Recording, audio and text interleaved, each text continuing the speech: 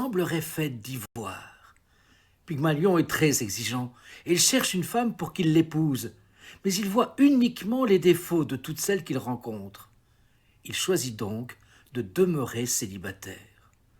On livre un grand bloc de marbre à son atelier. Le sculpteur, observant la pierre brute, voit qu'elle possède toutes les qualités nécessaires pour en faire un chef-d'œuvre. Il décide alors de réaliser une statue à l'image d'une femme, mais pas comme celle qu'il aperçoit dans les rues. Dans sa radicalité, Pygmalion souhaite créer la femme parfaite, la plus parfaite et la plus achevée qui soit, jeune, belle et vierge. Pour cela, l'artiste se dit qu'il va utiliser sa propre et féconde imagination pour représenter une telle femme. Et Pygmalion se met au travail. Pendant un long moment, il se dévoue corps et âme pour ce qui serait son chef-d'œuvre.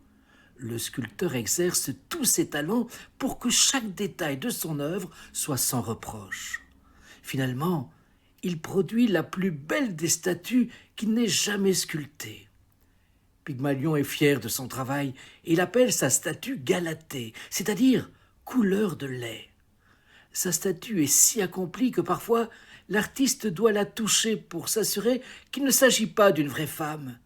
Son amour pour sa statue est tel qu'il la couche même dans son lit, à ses côtés. Arrive alors le jour de la fête, célébrant la déesse Aphrodite, déesse de l'amour. Pygmalion se rend compte qu'il est obsédé par Galatée, sa bien-aimée de marbre à l'aspect d'ivoire.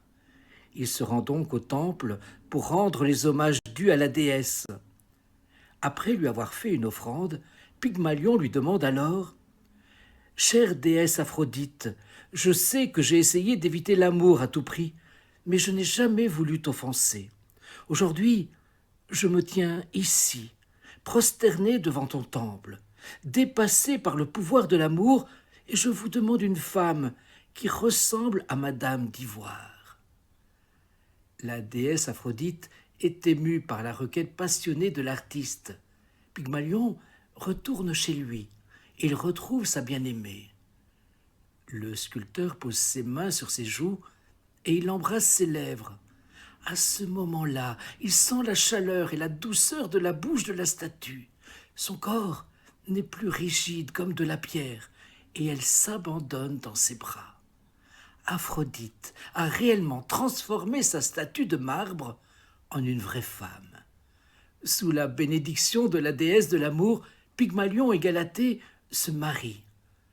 C'est de cette union que naît Paphos, qui un jour créera une ville en l'honneur d'Aphrodite.